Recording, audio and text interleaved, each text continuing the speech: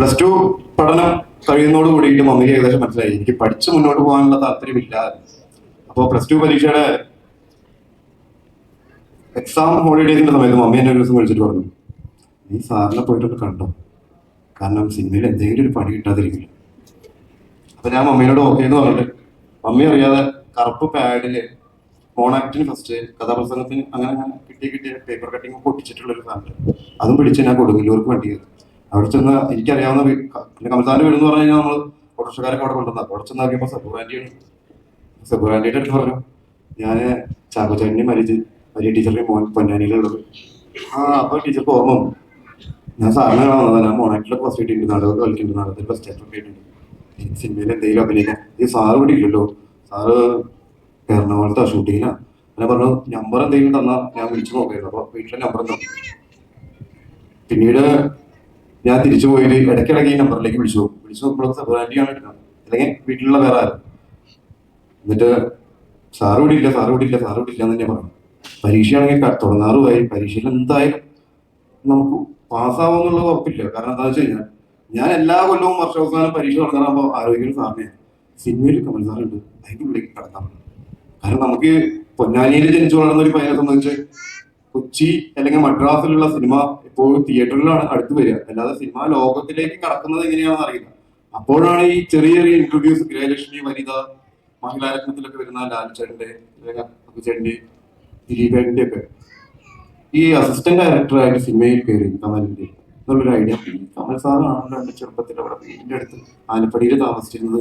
വെറുതെ കുട്ടി ബിസ്കറ്റ് ആയിട്ട് വരുന്ന ആളല്ല സാറ്, കുട്ടി ബിസ്കറ്റ് ആയിട്ട് വരുവാന്ന്. അപ്പൊ ഞാൻ അപ്പച്ചിയും ഉമ്മച്ചിന്നാണ് വിളിച്ചിരുന്നത്, പപ്പലും ആണെങ്കിൽ ഡാഡിയും മമ്മിയും, അങ്ങനെയാണ് പിള്ളേര് വിളിക്കുക. അപ്പൊ ഞാൻ നോക്കുമ്പോൾ സാറ് ഇടയ്ക്കിടയ്ക്ക് വരുന്നുണ്ട്, കയ്യിൽ കുട്ടി ബിസ്ക്കറ്റ് ഉണ്ട്. പിന്നെ ഷൂട്ടിംഗ് ലൊക്കേഷനിൽ ചെന്നപ്പോൾ മനസ്സിലായി കുട്ടി ബിസ്ക്കറ്റ്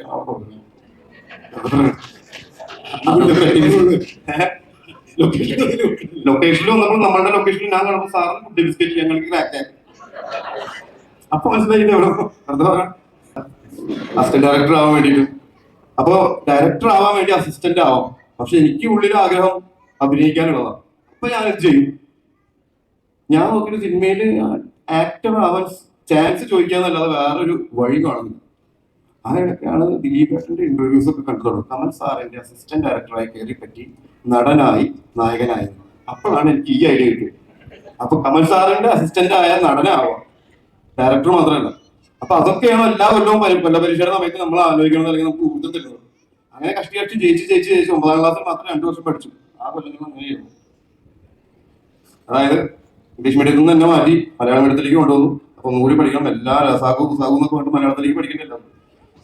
അപ്പൊ മലയാളം അറിയില്ല മനസ്സിലായി, ഇംഗ്ലീഷ് അറിയില്ല മനസ്സിലായി. അങ്ങനെ 10ാം ക്ലാസ് കഴിഞ്ഞ് +1 +2 കഴിഞ്ഞ് ഞാൻ ഇതിന്റെ ഇടയിൽ 7ാം ക്ലാസ്സിൽ ഒരു സംഭവം ഉണ്ടായി. സാറ് നവരത്ന ജ്വല്ലറിയുടെ ഉദ്ഘാടനത്തിന് പൊന്നാനിയിൽ വീണ്ടും വന്നപ്പോ ഞാൻ സാറിനെ കാണാൻ പോയി. സ്റ്റേജിന്റെ പിന്നിൽ കൂടെ പരിപാടി നടക്കുന്ന ഫ്രണ്ടിൽ കൂടെ കയറി വരാൻ പറ്റില്ല. പിന്നെ ബാക്കിൽ കൂടെ പോയിട്ട് സാറിനെ തോന്നി, സാറേ ഞാൻ ഷൈൻ ചാക്കോച്ചേട്ടന്റെയും മരിയ ടീച്ചറുടെയും മോൻ ആലപ്പടിയിലുണ്ടായിരുന്നു. അപ്പൊ സാറ് എന്താ കാര്യം? അല്ല, എനിക്ക് ഡാഡി കാലിൽ ആണി കുത്തി ചുരുമ്പ് കയറി ആകെ പോയസനായിട്ട് എന്താ പറയാ ടെറ്റ്നസ് ആയിട്ട് കിടക്കുകയാണ്, സാറിനൊന്ന് കാണണമെന്ന് പറഞ്ഞു. അങ്ങനെയൊക്കെ പറഞ്ഞപ്പോൾ സാറ് ചെറിയ പയ്യനല്ലേ, 7ാം ക്ലാസ് പഠിക്കണം. സാറ് സ്വഭാവം ഉണ്ടായിരുന്നു. 2 പേരും കൂടി വീട്ടിലേക്ക് വന്നു. വീട്ടിലേക്ക് കൊണ്ടുവരുന്നത് എന്താ വെച്ചാൽ മമ്മിയെ കൊണ്ട് എനിക്ക് സിനിമയിൽ അഭിനയിക്കുന്ന ഒരു ചാൻസ് വാങ്ങി തരണം പറഞ്ഞു. അന്ന് അഴകിയ രാമനെ റിലീസ് ചെയ്തു. പിന്നെ സാറിന്റെ ആദ്യം മുതൽ ഉണ്ണികളെ ഒരു കഥ പറയാൻ മുതൽ എല്ലാ കുട്ടികളെ എനിക്ക് കാണാം. കുട്ടികൾക്കും അവസരം കൊടുക്കുന്ന ഒരാളാ, അല്ലെങ്കിൽ കുട്ടികൾ കൂടുതലായിട്ട് അഭിനയിക്കാൻ ഇടയുള്ള ഒരു ചിത്രമാണ് സാർ എടുക്കുന്നത് മനസ്സിലായി. അഴകിരാമൻ അന്ന് കഴിഞ്ഞിട്ടുള്ളൂ. അതിൽ കാവ്യയുടെ കുട്ടിക്കാലം, മമ്മൂക്കയുടെ കുട്ടിക്കാലം, ശ്രീനിയുടെ കുട്ടിക്കാലം, ഫുൾ കുട്ടിക്കാലങ്ങളിൽ അന്ന് മമ്മൂക്ക ഉമ്മ വെച്ചിട്ടാണല്ലോ പ്രസിഡന്റ് ആയിട്ട് നാട് കിടന്നത് കാവ്യ ചെറുപ്പത്തിൽ. അപ്പൊ അങ്ങനത്തെ സീൻസ് കുട്ടികൾക്ക് കിട്ടും. ഓക്കെ, ഞാൻ വീട്ടിൽ വിളിച്ചു കൊടുത്തു. സാറും ചായ കുടിച്ചു. അപ്പൊ സാറിനോട് മമ്മി പറഞ്ഞു പറയാൻ പെട്ടെന്ന് എന്താ പറയാ ഓട്ടോഗ്രാഫ്. അപ്പൊ സാറ് തന്നെ എനിക്ക് തന്ന പ്രോഗ്രാമിന്റെ ആ കാർഡ് ഞാൻ സാറിന് കൊടുത്തു. സാർ അതിൽ സ്നേഹപൂർവ്വം കമലിന് എഴുതി. ഞാൻ ഇന്ന് ഓട്ടോഗ്രാഫ് എഴുതുന്നത് അങ്ങനെയാണ്, സ്നേഹപൂർവ്വം ഷൈൻ. സാറ് വണ്ടി എടുത്ത് പോകാൻ പറയുമ്പോ ഞാൻ മമ്മിയോട് മമ്മി എനിക്ക് അഭിനയിക്കുന്നു പറയാം. അപ്പൊ മമ്മി പറഞ്ഞു നിനക്ക് അഭിനയിക്കണം, നീ പറഞ്ഞോ. സാറ് കീറിട്ടപ്പോ ഞാൻ സാറിനെ അടുത്ത് പറഞ്ഞു, സാറേ എനിക്ക് സിനിമയിൽ അഭിനയിക്കണം. സാറ് റിവേഴ്സ് ഗിയർ ഇട്ടിട്ട് വണ്ടി എടുത്തിട്ട് പോയി. ഞാൻ പറഞ്ഞപ്പോ എന്താ പരിപാടി? സാധാരണ നമ്മൾ കേട്ടിട്ടുണ്ട് വിളിക്കാട്ടോ എന്ന് പറയുന്നു. ഇതിപ്പോ ഒന്നും പറഞ്ഞില്ല. അത് കേൾക്കാൻ ഞാൻ പിന്നെ +2 കാണാൻ പോയത് സെബുറാൻഡിയുടെ ഫോൺ നമ്പർ വാങ്ങി ഇടയ്ക്കിടയ്ക്ക് വിളിക്കുന്നു. അങ്ങനെ പരീക്ഷയ്ക്ക് മുന്നേ ഞാൻ ഒന്നും കൂടി സാറിനെ കാണാൻ മമ്മിയോട് പറഞ്ഞു, സാറ് എറണാകുളത്തേക്ക് വരാൻ പറഞ്ഞിട്ടുണ്ട്. ഞാൻ വെറുതെ നമ്പർ ഇട്ട് നോക്കിയത്. അങ്ങനെ എറണാകുളത്തേക്ക് കയറി വന്നു.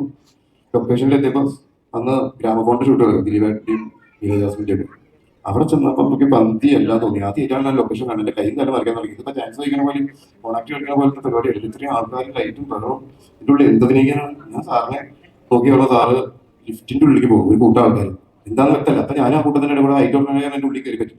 നോക്കുമ്പോ ലിഫ്റ്റ് അടഞ്ഞപ്പോ ഞാൻ നോക്കുമ്പോ സുഖമായിട്ട് ഇപ്പുറത്ത് അത്യാവശ്യം തടി കമൽ സാർ. ഞാൻ ഇതിന്റെ ഇടയിൽ ഇങ്ങനെ, സാറേ ഞാൻ ചാക്കോച്ചേട്ടന്റെ മോൻ ടീച്ചറിന്റെ ആനപ്പടിയിലുള്ളത്. നീ എന്താ ഇവിടെ? സാർ എനിക്ക് സാറിന് അസിസ്റ്റന്റ് ഡയറക്ടർ ആയിട്ട് സിനിമയിൽ വർക്ക് ചെയ്യണം. എനിക്ക് പരീക്ഷ ഉണ്ട്, കാരണം പപ്ലുവിന് പരീക്ഷ എന്നുള്ളതാണ് അറിയാൻ പ്ലസ് ടു. പോയി പരീക്ഷ എഴുതി വാന്ന് പറയും. അത് കേട്ടത് ഞാൻ പിന്നെ അവിടെ നിന്നില്ല. ഞാൻ പോയി പരീക്ഷ എഴുതിയിട്ട് വാ എന്നുള്ള വാക്കിലാണ് ഞാൻ പിടിച്ചത്. ഒറ്റ പോക്ക് പോയി വീട്ടിലെത്തി. മമ്മിയെ റെഡി ആയിട്ടുണ്ട്, അസിസ്റ്റന്റ് ഡയറക്ടർ ആയിട്ട്. സാർ എന്നെ സിനിമയിൽ എടുത്തിട്ടുണ്ട്, പരീക്ഷ ആയിട്ട് വരാൻ പറഞ്ഞു. മമ്മി പെട്ടെന്ന് വിളിച്ചു ചോദിക്കാൻ കമ്മ്യൂണിക്കേറ്റ് ചെയ്യാനൊന്നും മൊബൈൽ ഫോണൊന്നും ഇല്ല. അതുകൊണ്ട് ബാക്കി പിന്നീട് ഞാൻ കാത്തിരിപ്പനോട് കാത്തിരിപ്പ്. കാരണം അടുത്ത പടം ആവണ്ടേ, അടുത്ത പടം പോകാന്നാണ് പറഞ്ഞത്. ഒരു പടം ഷൂട്ടിങ് നടക്കുന്നു. അങ്ങനെ ഏതാണ്ട് ആ പരീക്ഷയൊക്കെ കഴിഞ്ഞ് വെക്കേഷൻ, അതായത് റിസൾട്ട് കാത്തിരിക്കുന്ന സമയത്ത് റിസൾട്ട് വന്നു കഴിഞ്ഞാൽ മണി മാറും. അതിന് മുന്നേ എന്തെങ്കിലും തെറ്റാവും. പത്രത്തിൽ കമൽ ചിത്രം തുറക്കുന്നു, തൃശ്ശൂർ എഞ്ചിനീയറിംഗ് കോളേജ് ലൊക്കേഷൻ. അപ്പൊ തന്നെ മമ്മിയുടെ അടുത്ത് പറഞ്ഞു, മമ്മി ഞാൻ പോവാണ്. അന്ന് ഞാൻ അമ്മയുടെ വീട്ടിലാണ് നിൽക്കുന്നത് തൃശ്ശൂർ. ഒരു കവറിൽ രണ്ട് ഡ്രസ്സും കൂടി എടുത്ത് ലൊക്കേഷൻ എത്തി. എഞ്ചിനീയറിംഗ് കോളേജ് ആണ് കണ്ടുപിടിക്കാൻ പാടില്ലത്. അവിടെ എത്തിയപ്പോ സിദ്ധും ജിഷ്ണുവാണെന്ന് അഭിനയിക്കുന്നത്. അവര് നമ്മൾ എന്ന് പറഞ്ഞ ചിത്രത്തിൽ കോളേജ് പ്ലസ് ടു കഴിഞ്ഞ് ചെന്നെത്താൻ പറ്റുന്ന സ്ഥലം കോളേജ്. ഒരുപാട് പിള്ളേരും. അപ്പൊ ഞാൻ പിള്ളേർക്ക് വെക്കേഷൻ ആയിട്ട് പറഞ്ഞിരിക്കാൻ പോകുന്നതായിരിക്കും ഇത്രയധികം ആൾക്കാർ. അപ്പൊ നമ്മളിതിൽ കാണുന്നില്ല, ഞാൻ സാറിന് കാണുന്നുണ്ട്. അപ്പൊ സാറ് ക്യാൻറ്റീനിൽ നിന്ന് ഇറങ്ങി വരുന്ന ഒരു ഷോട്ട് എടുത്തോണ്ടിരിക്കുന്നത്. രണ്ടുപേരും സുഖമായിട്ടുണ്ട് ക്യാമറ ചെയ്യാം. അപ്പൊ ഞാൻ സുഖമായിട്ട് അത്യാവശ്യം നല്ല വലിയ ക്യാമറയ്ക്ക് വെയിലൊക്കെ ഇരിക്കുന്നത്. രണ്ടുപേരും ഇറങ്ങി വരുന്ന ഒരു ഷോട്ടാണ് ആദ്യം എടുത്തത്. ക്യാൻറ്റീനിൽ നിന്ന് ഇറങ്ങി വരുന്നത് സാറ് കാണിച്ചു കൊടുക്കുന്നുണ്ട്. അപ്പൊ പെട്ടെന്ന് കയ്യടി വീണ്. ആ ഷോട്ട് കഴിഞ്ഞ് വേണുകയാണ് ഒരു ഷോട്ട് എടുക്കാൻ അപ്രോച്ചിങ് ഷോട്ട് ട്രാക്കിൽ ഇട്ടിരുന്നു. അപ്പൊ മനോഹരമായിട്ടുണ്ട് നമ്മുടെ ട്രെയിനിലെ മനോഹരമായിട്ട് കുട പിടിക്കുന്നുണ്ട്. അപ്പൊ ഈ പാച്ചുകൾ വീഴുന്നുണ്ട് രേണുകയുടെ. അപ്പൊ ഈ പാച്ച് കട്ട് ചെയ്തിട്ട് ഇങ്ങനെ പോകണം. അപ്പൊ 2-3 ടേക്ക് കഴിഞ്ഞപ്പോ മനോഹരമായിട്ടും എല്ലാം കുട അടച്ചിട്ട് ബാക്കിലേക്ക് പോയി. അതിന്റെ ഇടയിൽ ടേക്ക് 3-4 ഒക്കെ വിളിച്ചപ്പോ ഞാൻ പെട്ടെന്ന് കുട എടുത്തിട്ട് കട്ട് ചെയ്ത് തുടങ്ങി. അപ്പൊ സാറ് ഓക്കെ റെഡി അല്ലേ? റെഡി. അങ്ങനെ ടേക്ക് ഓക്കെ ഫസ്റ്റ് വർക്ക് തുടങ്ങി. അപ്പൊ തന്നെ സാർ പാക്കപ്പം വിളിച്ചു. കാർക്ക് കയറുമ്പോ ഞാൻ സാറേ ഞാൻ ചാക്കോച്ചേട്ടൻ മണി ടീച്ചറിൽ മോൻ പൊന്നാനി. നീ എന്തോടെ? എന്റെ സാറ് അടുത്ത പടത്തിൽ വരാൻ പറ്റില്ല, ഞാൻ ജോയിൻ ചെയ്തു, ഞാനാണ് കുട പിടിക്കുന്നത്. അല്ല സാറ് അപ്പൊ നീ ആ ഹോട്ടലിലേക്ക് വരണം. ഹോട്ടൽ എന്ന് പറഞ്ഞാൽ ഭക്ഷണം കഴിക്കണം നല്ല കേട്ടാ, താമസിക്കുന്ന ഹോട്ടൽ, ലൂസി ഹോട്ടൽ. അവിടേക്ക് വന്നു. അവിടെ ചെയ്തപ്പോ കുറച്ചേരം പുറത്ത് വെയിറ്റ് ചെയ്തു. ഇടയ്ക്ക് ഞാൻ ഫോൺ വിളിച്ച് റിസപ്ഷനിൽ സാറിന് ഒന്ന് ഓർമ്മിക്കും. സാറേ ഞാൻ വിളിക്കും ചക്കച്ചോട്ടൻ്റെ. അങ്ങനെ സാറിന് റൂമിലേക്ക് വിളിച്ചു. എനിക്കറിയാം എന്ത് ഒഴിവൊഴിവ് പറയാനാണ്. അദ്ദേഹം പറഞ്ഞു, സാറേ ഒന്നും ടെൻഷൻ അടിക്കണ്ട, താമസിക്കേണ്ട ചിലവൊക്കെ ഒന്നും ആലോചിക്കേണ്ട, ഞാൻ അമ്മയുടെ വീട്ടിൽ നിന്ന് അമ്മയുടെ വീട് തരാം. പിന്നെ ഭക്ഷണമൊക്കെ ഞാൻ പുറത്തുനിന്ന് കഴിച്ചോളാം, പിന്നെ ഒരു അധിക ചിലവ് ഉണ്ടാവില്ല, ഞാൻ ഡെയിലി വീട്ടിൽ നിന്നോളാം, ഞാൻ നിർത്തി തന്നാൽ മതി എന്ന് പറഞ്ഞു. കാരണം ഈ പ്ലസ് ടു കഴിഞ്ഞ് നമ്മൾ എങ്ങോട്ട് പറഞ്ഞിരിക്കാൻ അറിയില്ല, ദുബായിക്കാ സൗദിക്കാണെങ്കിൽ കഴിയും. അപ്പൊ അങ്ങനെ സാറ് പറഞ്ഞു, എല്ലാ ഷൈന ഇപ്പൊ ആള് കൂടുതൽ, ഇപ്പൊ തന്നെ ഒരാൾ കൂടുതലുണ്ട്, ആ ഒരാള് പുതിയത് വന്നിട്ടുണ്ട്, അതാണ് നേരത്തെ സൗബിൻ പറഞ്ഞ ഷംജു, നിനക്ക് വേണമെന്ന് പറഞ്ഞു കുടുംബത്തിൽ നിന്ന്. അപ്പൊ അടുത്ത പടം സാർ അടുത്ത പടം ഞാൻ ഇങ്ങനെയൊക്കെ ചെയ്തോളാം, ഇങ്ങനെയൊക്കെ ചെയ്തോളാം. ഒരു തരത്തിലും പോകും, കാരണം ഇത്തിരി ബോധമുള്ള ഒരാളാണെങ്കിൽ പറഞ്ഞ് മനസ്സിലാക്കി വിടാമല്ലോ. ഇതൊരു പയ്യനായി പോയി. അല്ലെങ്കിൽ പിന്നെ സാറിനോട് ചോദിക്കാതെ വരും. എന്റെ ബുദ്ധിയിൽ വന്നത് സാറിനോട് ഇനി വിളിച്ചു ചോദിച്ചാൽ സാറ് അടുത്ത പടം വീണ്ടും പറയും വരണ്ടാവും. അത് കാരണം ഞാൻ നേരത്തെ സാറിനോട് പോലും ചോദിക്കാതെ ജോയിൻ ചെയ്തു. അപ്പൊ ഇതിന്റെ ഇടയിൽ അകത്തൊരു ഡിസ്കഷൻ നടക്കുന്നുണ്ട്.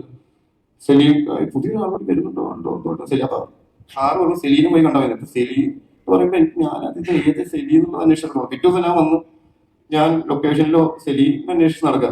അതിന്റെ ഇടയിലാണ് എന്നെ ഇവിടെ നിർത്തും, എന്നിട്ട് ഇവിടെ നടക്കാൻ പറയും, എന്നിട്ട് അവിടെ നിർത്തി ഇവിടെ നടക്കും. അത് നമ്മുടെ സുഗീൽ വിചാരിച്ച് ഞാൻ ജൂനിയർ ആർട്ടിസ്റ്റ് പയ്യനാണ്, കോളേജല്ലേ, അപ്പൊ ഒരേ പ്രായത്തിലോ. അപ്പൊ ഞാൻ വിചാരിച്ചതായിരിക്കും അസിസ്റ്റന്റ് ഡയറക്ടേഴ്സിന്റെ പണി, ഇവിടെ അങ്ങോട്ട് നടക്കും ഇങ്ങോട്ട് നടക്കും. ഞാൻ സുഗീലായിട്ട് ഞാൻ അതൊക്കെ നീ ഇവിടെ മതി, ഇവിടെ തൊട്ട് അങ്ങ് നടന്നു.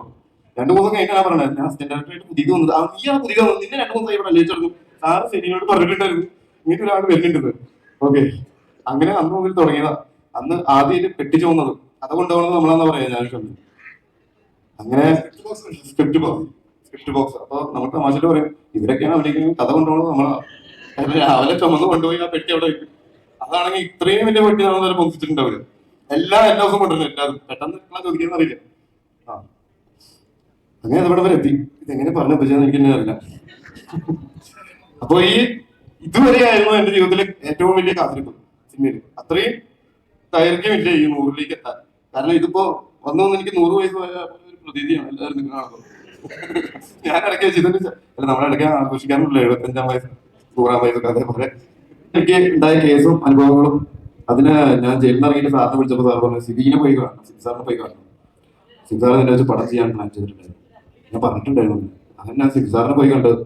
അതിന്റെ ഡാഡിയോട് ഞാൻ പറഞ്ഞു സിബി സാറും റസാഖിയും ഫ്ലാറ്റിലുണ്ട്, ഫ്ലാറ്റിൽ പോയി കാണണം. അപ്പൊ ഡാഡി പറഞ്ഞു ഫ്ലാറ്റില്ല, കാരണം ഫ്ലാറ്റിനാണല്ലോ പിടിച്ചോണ്ടോ.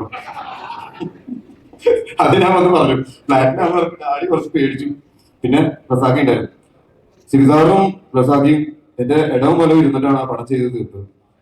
റസാഖാനെ അറിയാലോ, ജീവിതം എല്ലാം വളരെ രസകരമായിട്ടാണ് അവതരിപ്പിക്കുക. എന്റെ അടുത്ത് പറയുകയാണ് നീ വിഷമിക്കുന്നുണ്ട്, കുട എടുക്കാൻ മറന്ന് മഴയത്ത് പെടുമ്പോഴല്ലേ നമുക്ക് മഴ അനുഭവിക്കാൻ പറ്റുള്ളൂ, അല്ലാതെ ഈ കുടയും ചൂടി നടന്നിട്ട് മഴ അനുഭവിക്കാൻ പറ്റുള്ളൂ. പിന്നെ നമ്മൾ നടക്കുന്നതനുസരിച്ച് ഉണ്ടാവുന്ന ഈ വഴികളൊക്കെ, എല്ലാവരും അങ്ങനെ പ്രത്യേക വഴികളൊന്നും ഈ ലോകത്ത്. ഈ രണ്ട് വാക്യത്തിൽ പ്രയോഗിക്കുക എന്ന് പറയുന്നത്, ഈ രണ്ട് പ്രയോഗങ്ങൾ ഞാൻ എപ്പോഴും ആലോചിക്കും. സിബി സാറിന്റെ ആണെങ്കിലും റസാഖയുടെ ആണെങ്കിലും ഞാൻ എപ്പോഴും ആണെങ്കിൽ എന്നെ എന്തിനാണ് ഇവർ വീണ്ടും പടത്തിൽ വെച്ച് അഭിനയിപ്പിച്ചത്. ഞാൻ തിയേറ്ററെടുക്കുമ്പോൾ ആലോചിച്ചിരുന്നത് ഇനി എനിക്ക് നല്ല കഥാപാത്രങ്ങളും ലീഡ് കഥാപാത്രങ്ങളും ചെയ്യാൻ പറ്റില്ല, കാരണം ഞാൻ വളരെ മോശം ഇമേജിലാണ് നിൽക്കുന്നത്. അപ്പൊ എന്നെ ഞാൻ തന്നെ ആശ്വസിപ്പിച്ചിരുന്നത് നിനക്ക് നല്ല നെഗറ്റീവ് ക്യാരക്ടേഴ്സ് ഉണ്ട്, ബെസ്റ്റ് വില്ലൻ നല്ല വില്ലത്തൊക്കെ ഉണ്ട്. അപ്പൊ ഞാൻ ആലോചിച്ചു അതാണ് നല്ലത്, അങ്ങനെ ചെയ്യാം. അങ്ങനത്തെ ക്യാരക്ടേഴ്സ് ഉണ്ടാവുമല്ലോ, നല്ല ക്യാരക്ടേഴ്സ് ഉണ്ടാവും. പക്ഷെ എനിക്ക് അതില് ലീഡ് ക്യാരക്ടർ തന്ന എന്റെ ഒപ്പം നടന്നവരാണ് സിബി സാറും റസാഖിയും. അതിന്റെ ഇടയില് സബൂറൊക്കെ എന്റെ അടുത്ത് ഒരു ഫംഗ്ഷൻ വെച്ച് കണ്ടപ്പോ പറഞ്ഞു കേസ് കഴിഞ്ഞ് നിൽക്കുന്ന സമയത്ത് എടാ നീ വേറെ ശ്രദ്ധിക്കണ്ട, സിമ്മിൽ കോൺസെൻട്രേറ്റ് ചെയ്യും. ഞാൻ അതെനിക്ക് വളരെയധികം എന്താ പറയാ, കാരണം ഞാൻ സുബ്രാൻഡിയുടെ അടുത്താണ് ആദ്യമായിട്ട് പോകുന്നത്, സാറിന്റെ അടുത്ത് പോകുന്നത്. സുബ്രാൻഡിയാണ് ആ നമ്പർ തരുന്നത്. Thank you.